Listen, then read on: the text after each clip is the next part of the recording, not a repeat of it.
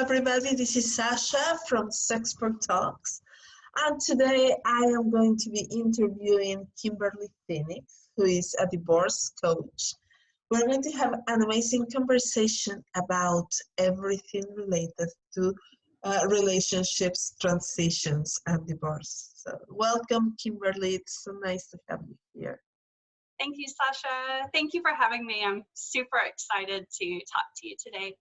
Yay! So Kimberly is part of the Sexpert Talks. She has been a very important member of this project from the very beginning. And I am so fascinated about her work and how she's approaching something as delicate and sensitive as divorce and the transition of relationships. So I'm very curious about how and why you decided to focus your work on this very specific area. Yeah, that's a great question. So I knew that I was called to work with women that were going through kind of like deep personal issues and transitions. And I skirted around divorce for a long time. I knew that it was calling me and it was like, oh, I don't want to. And I realized that that was sort of my zone of magic. My divorce, the period leading up to it and the couple of years after it were my dark night of the soul. They're also what plunged me into my own kind of transformation and, you know, what started me on my transformational path, my spiritual path, my kind of seeking in the way that goes on now. And it's what led me through some of my my deepest healing at the same time. I saw it as such a time of deep, deep transition that if you're present, if you're able to be present and intentional during what's an extremely chaotic time, it really can be that process of the phoenix where everything is burning and then the transformation is taking place and you rise again, you know, into what's next. So it can be very dark, but it doesn't have to be. Yeah. And it's precisely one of the most difficult processes that people can go through, right? Like nobody gets married with the idea of ending having to have a divorce, right? So that's something that we try to avoid, and therefore we try not to speak about. But we need to have that conversation, and not only when it comes to lawyers and statistics, but we need to have that conversation about what it does to our soul, how hard it is for us to process it. And we were just speaking about how sexuality can have a big impact on the choice to break up or to stay in a divorce, and also to heal from one. Yeah. What's your experience about this? I love that you kind of prefaced this question with it needs to be talked about and it's difficult to talk about, because actually where sexuality can come into not only divorce, but relationship transition in general. I'll speak kind of to either long-term, like the breakup of a long-term relationship, or not even necessarily long-term, but sometimes you can have a very profound, significant relationship, you know, that's shorter, but it affects you so deeply. And, you know, the breakup of that can, you know, be similar to, you know, a divorce. You're going through that same shedding of identity. To come into your question about sexuality, one of the emotional difficulties, you know, again, casting aside logistics and legalities and all of these parts of divorce, one of the things that can be extremely difficult emotionally is shame, guilt, and the things that we do not want to talk about. And sexual problems within a marriage and within a relationship can be such a source of this kind of shame. We can feel so isolated by no one else has this problem. If I share this with people, they're gonna maybe judge me. Sexless marriages is a big thing that comes to mind. It's Yeah. far more common than you would ever think. No one wants to talk about that. No one wants to say, I haven't had sex in X number of years. It's a very difficult thing to share. It could also be sex in your marriage or in your relationship where you have had to cast aside what your boundaries are. Maybe you don't get to say no when you want to say no, and that could be from either side. You know, often we give up our own consent just out of a sense of obligation or duty, or I got to do this. And also just our own pleasure. If you've had really unfulfilling, uncomfortable, unpleasurable sex, you know, for a significant part of your relationship, that leaves scars. It leaves a lot of negative, you know, like just negative things that we don't want to share about. Maybe you have fears about repeating it. It makes it harder to move on and move forward if you know you have these kind of things that you're carrying forward and experiences that you do not want to have again. That was a long answer. I'm not sure if that helps with your question. I love it. And there's always the weight of shame around it, and that makes it a heavier burden to carry. It's already hard enough to have to carry the heartbreak of having to end that relationship that was not necessarily bad, in order to have to be torn apart, but also the burden of shame and feeling like a loser, or somebody that's going to be judged, or somebody that's going to be pointed at somehow. And sex usually has that effect, right? Like sexless marriages, or this discrepancy in desire can be something that people just refuse to try to heal or to speak about. Yeah. Right? Absolutely. I think as women, even more so, like kind of, you know, whether it be religion or society, like very often we can't even put our finger on where we learned this. But I know sort of in my own history and things that clients have shared with me as well, there was very much a sense that sex isn't supposed to be that important, right? Like my pleasure is not supposed to be that important.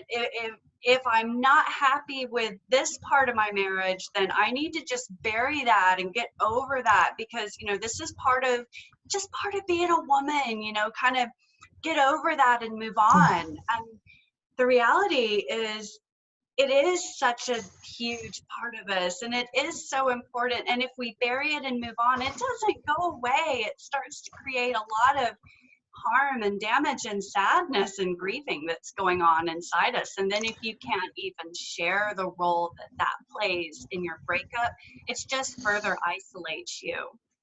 Yeah. Oof, that's so important. Yeah.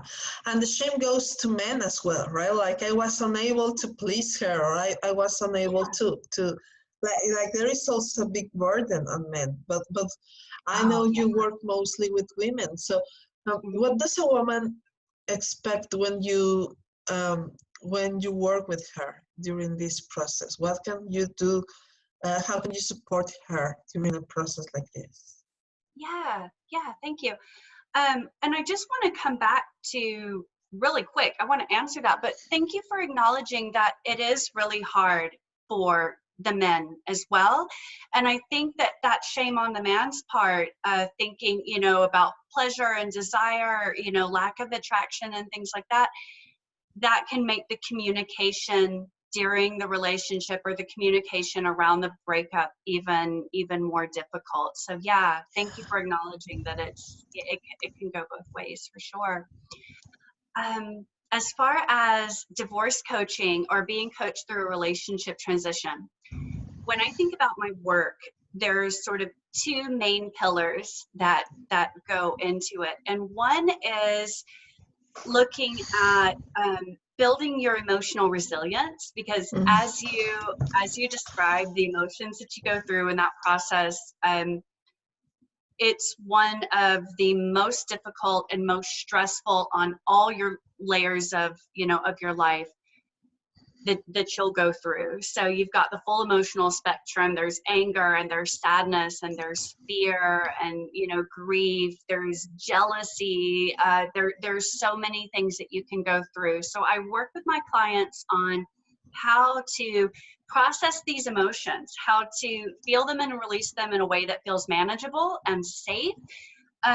It can be hard to experience those emotions. We can be afraid of overwhelm. We can either feel like I'm so overwhelmed by my grief, I can't get out of bed, or we can bury them. If I let myself get angry, it's never going to end. So we work on how to express those emotions so that we can be healthy.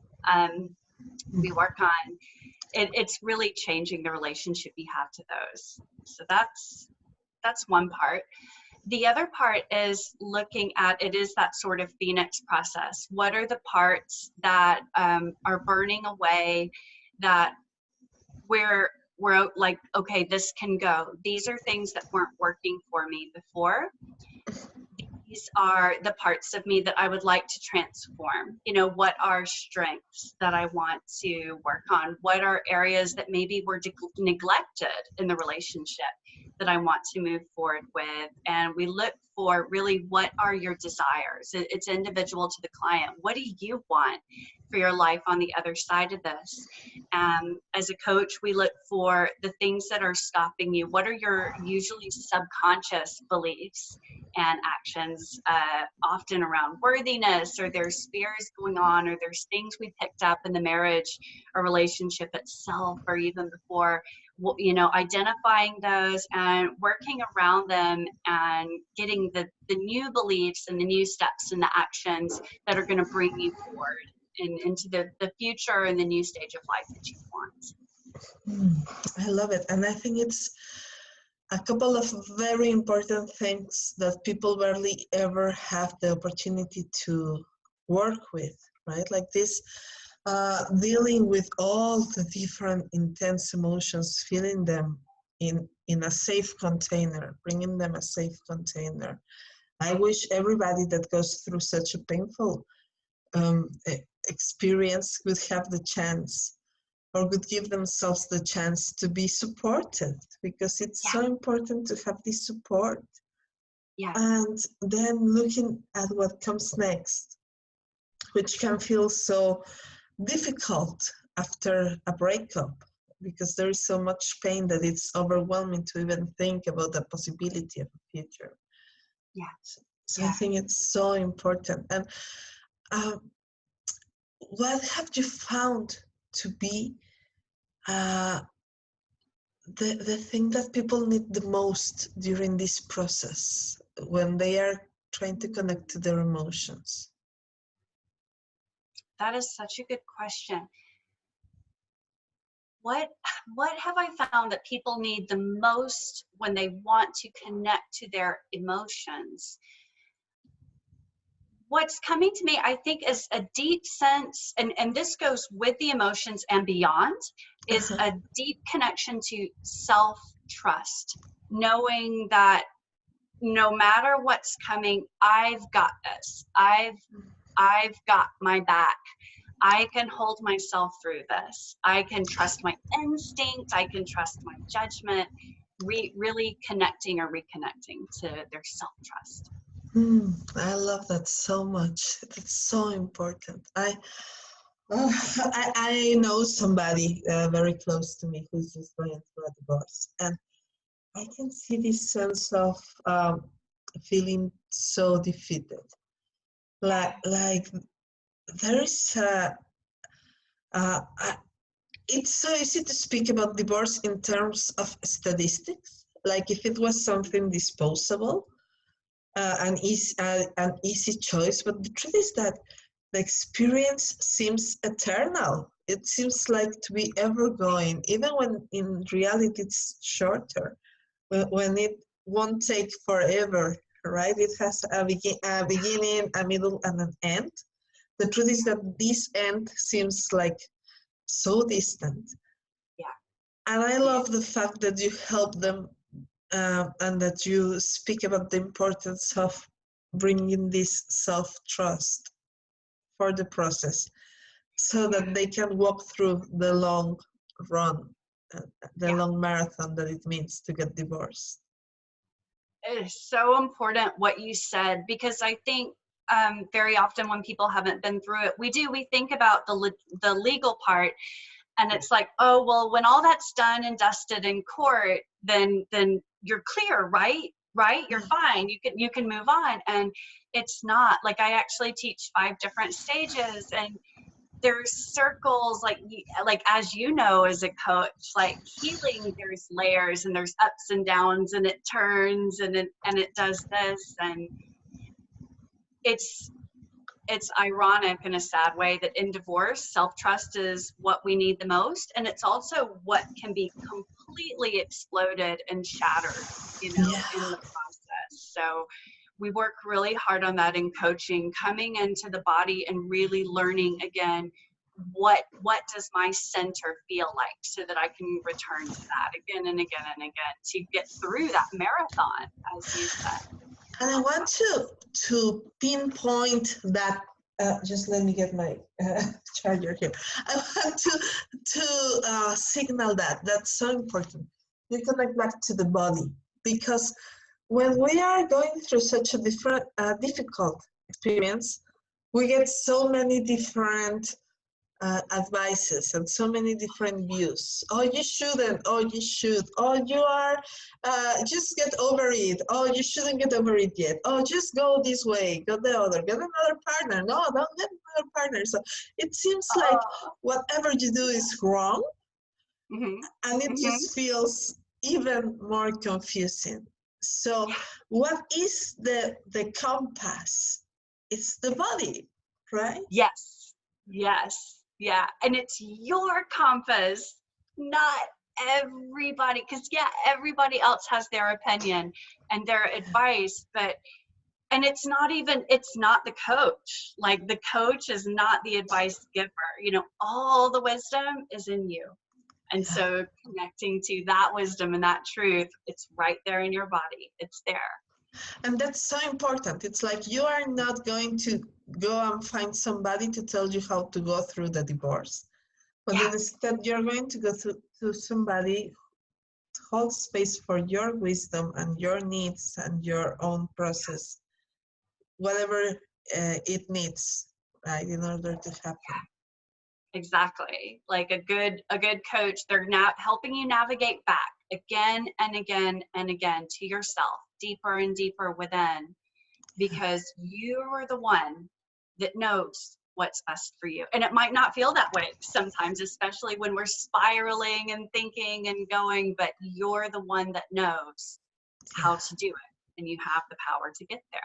That's so important. I just really wish that people would get that taste of what it feels like to connect to their inner compass in their body. It's like I always tell people, your body has all the answers that you need. Yeah. That's We're magical that way. Yes. yeah. So you speak usually about the divorce portal. What is this divorce portal you refer to? So, if you think of a portal, it's a gateway, right? It's sort of, it's an entrance and can also be an exit. So the divorce portal, it's actually when you get divorced, you end a relationship. Divorce is a gateway between the old life, which was in that marriage or in that relationship, and your new life, whatever it is that is ahead. And like you talked about, it's a long process. You know, you don't just say I want a divorce and it's over, or here I want a divorce and then it's over, it's moving on. It's like I said, I teach 5 different stages, and it starts with the realization that this is happening, or I think this is happening, and it goes all the way through all those legalities and the healing process into your new life, and you know, taking the steps and living that way. So that's what I refer to with the divorce portal, is this journey between what the old life was and what the new life is, and you're the one that's dreaming that and taking the actions to create that new life. Mm. So I am really curious about what these 5 steps, these 5 steps of the portal are. Could you tell us a little bit about them? Yeah, sorry, you broke up just a little bit. You were you asking for what the five The 5 steps, the 5 stages of the divorce. Yes. So we start with realization, and for people that are interested, I'll stick a little thing out there. I'm creating a course where we'll actually go through, I go get elemental correspondence for each stage, and there's an alchemical, like if you follow the stages of alchemy and transformation, then there's a corresponding stage as well. But to give you the nice little, just a basic guide, we have realization, and that can be very fast, you know, especially if your spouse or your partner initiates it, then you're the one hearing it. But for some of us, like in my own experience, the realization was there can be a lot of trying, you know, like what can we do to make things better? So there's realization. Breakup, which is what we think of with the logistics of it, when your life is starting to change. You know, there's moving out and custody arrangements, and things are looking different logistically. Then there is dissolution, which is kind of everything's thrown into the mix. If you think of different things into water, and you're figuring out, you are finding your steps in this new, you know, this new setup. The 4th stage is healing, and healing takes part throughout the process. It is not only in the healing stage, but in the stage that is called healing, more of your energy can go into your healing. Like the emotions are going to be less raw. You are more used to what your new life here to pour into what you want. And then the final stage is your new life. So you are living and beginning to thrive and really feeling confident in the new life that you have created post-divorce. I love them. And I love that you create this equivalence because with alchemy, because it is really a process of transformation, a real process of going from one state into the other. So I really love the connection. It makes a lot of sense to me. I can totally see how they connect. And you are teaching this in a course right now, right? You are working with people one-on-one, and you are also giving courses online. Am I right? Yeah. So the course is coming up. Well, and it all depends on when this podcast will come out. It's not active yet, but it is coming. I have it in store for the new year. I do offer a limited number of each month, or each month I take on a limited number of one-on-one clients, and we work together typically in a 4-month container to walk through your stages of transformation together. So I work with one-on-one clients, and then I also have a Facebook group that gets a lot of exclusive content. I talks, things like that. And so that's a good place to go for, you know, a little more in-depth explanation as well of some of these processes. That's amazing. I love that. I love that. I think that people really could benefit a lot from getting in touch with you, from getting this guidance, and from just connecting to their own inner compass, and knowing that what they are going through is not isolated. Like they are not alone in their own process. Thank you. I love my community. They blow me away. They're every single one of them is absolutely amazing, and I love their compasses. I love their hearts. I love their bravery. It's really an honor. It's an honor to just be with women as they go through this process. Yeah, absolutely. So I would just like to know, is there anything that you would like to remind people who are going through this process, or to tell people who are going through this process on their own, like if they could take one bit of wisdom from this conversation or from you, what would it be? Honestly, I think back to what we were talking about, and on your hardest days or your most ecstatic confidence, like wherever you are in that journey, and it can change, you know, from day to day, just knowing that you have everything you need inside of you right now. And if you're hearing conflicting advice, if you're you know, doubting yourself, just come back, take a few moments to find that calm and feel into your heart, you know, feel into those deepest. This is where your wisdom is, and just remembering that, you know, it is all within you. You have your compass, you have your strength, you have what you need to do to get through this and be that phoenix that rises and be stronger. I love it. I love it so much. Beautiful. Thank you very much for this interview. And I just want to remind people that you can contact her on the links below in the comments, and you can get into her group and follow her Instagram and her social media. It's going to be so empowering. You are not alone during the process of a breakup, a divorce, a transition. There are other people going through this. Just get to know them and get to be supported. Allow yourself the gift of being supported in this process. Thank you, Sasha. Yeah, thank you. Thank you so much. This was such a lovely interview.